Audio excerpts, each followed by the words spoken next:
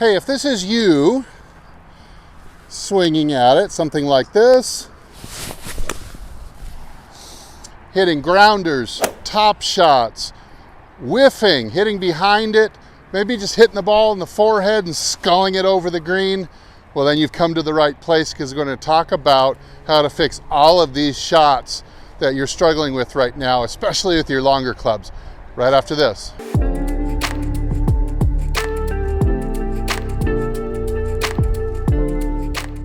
Hey, welcome back to the channel. I'm Steve with HitItLonger.com. I'm on a journey to hit the ball longer and straighter than I ever have before, and I hope that I can bring you along with me. You can play your best golf too. So I have a lot of students that kind of fall into this category, and all of these shots, well, they might seem different to some people.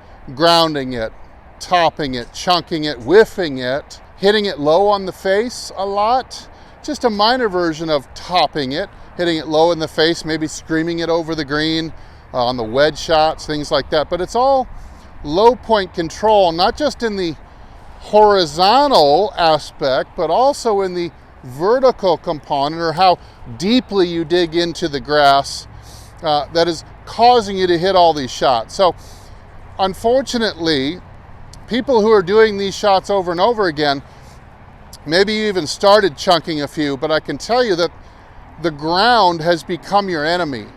Maybe not consciously, but subconsciously you know that hitting the ground is bad.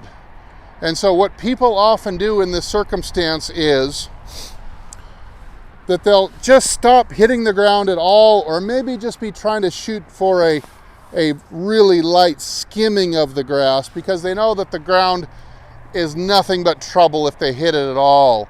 And so you really have to address this, because just doing a video on the horizontal component of low point control is not going to be enough for most people. You've evolved into you've become a picker. So if you're the person, and nod your head, raise your hand if you just don't make divots ever. A lot of people who have these issues, topping, grounding, they don't take divots anymore. And again, it's because the ground has become your enemy. So we're going to try to do today is learn how to hit the ground and bottom out more in front of the ball. Doesn't help people instantly until they start getting the courage to treat the ground as their friend, that they actually need to go kind of compress that club a little bit into the ground, even with a hybrid or a 3-wood, and that's where people have their biggest issues when they're topping and grounding the ball, I have found. Now, an excellent drill that I have found has helped a lot of my students is to do one arm at a time, something like this, a 3-step drill. Take your index finger and put it under the club this way, and force your wrist to cock more than usual. So in this case, I've got this well past 90 degrees now. That's also going to help a lot of people who don't cock the wrists enough. They find themselves in this very casty, scoopy look, and that really allows easy to bottom out way too early. So let's start with just cover our bases. Make sure you cock the wrist. That's position 1 right there. Position 2 is simply going to shift and turn until you have driven your left arm spoke of the wheel past the ball. Something like this. There's 1. Here is 2. Shift and keep turning until your left arm is clearly past. In fact, my index finger right now is in line with the ball. I've maintained the same wrist cock, and I've shifted and turned it all the way past the ball. Now, you can go ahead and throw the club over your shoulder. Don't try to hold the angle, just fling it right over your shoulder. Let the wrists play about 180 degrees, freedom around the ulnar bone here. Toss it over your shoulder with lots of freedom and looseness. So with the right hand, it's the same idea. Cock the wrist as much as you can. Drive it. Look how I'm facing the target here. My right arm is at the ball. And then I can throw it, very wristy, throw it over my left shoulder just like that. So you can do about 5 of each. Do 5 with the left, 1, 2, 3. 5 with the right, 1, 2, 3. Now what that's going to help you cover is making your low point horizontally. Think of a number line along the ground. Move from, let's say you were bottoming out 3 inches or 4 inches behind the ball. That would be absolutely enough to now ascend and hit the ball in the equator or on the top of the ball, because you're catching it in the ascent, bottoming out back here.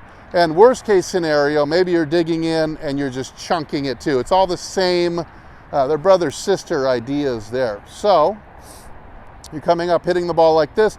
If you go 6 inches behind it, you may even whiff if the problem's really bad.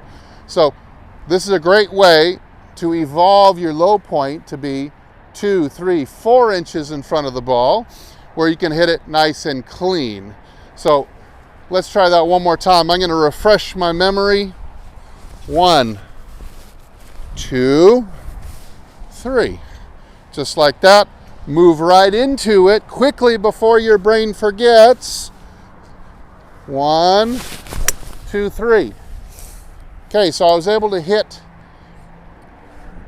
on a downwards angle of attack into that ball. I'm not trying to chop at it to get my down strike.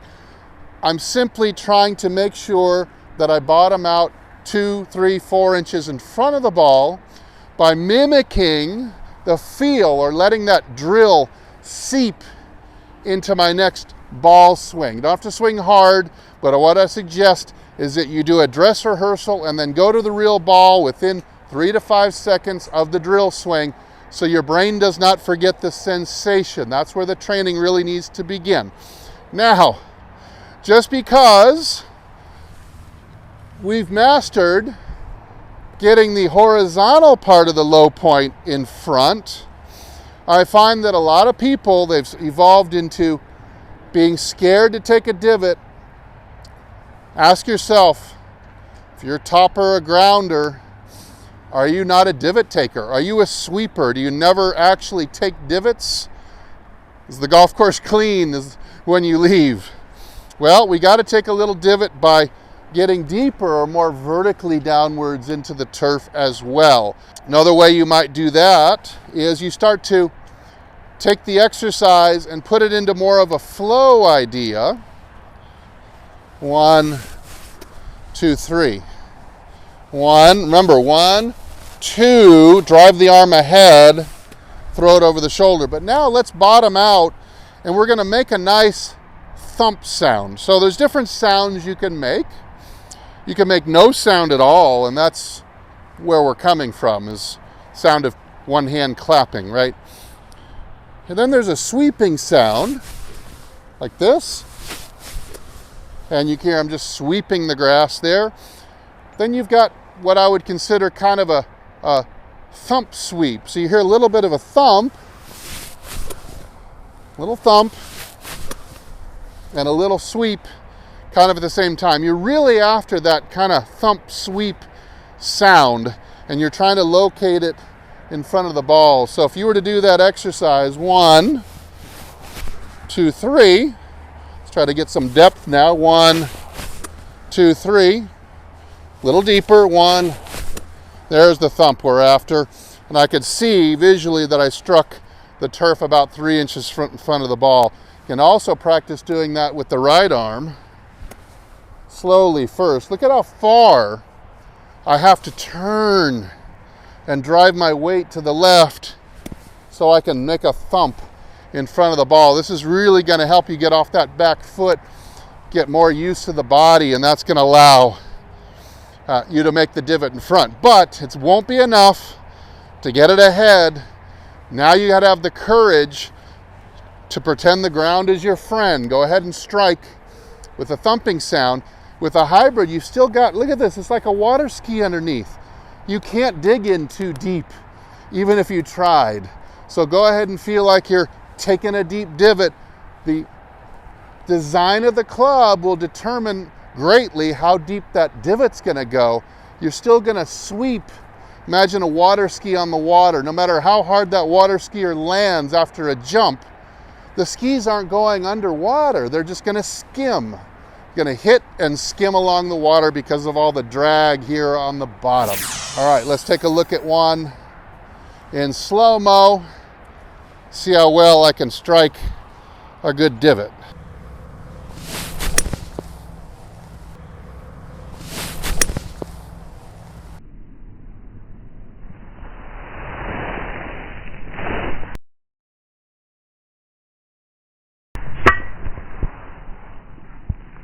All right, can you see there on the slow-mo that I've got a down striking angle? Not because I'm chopping, because I'm bottoming out in front.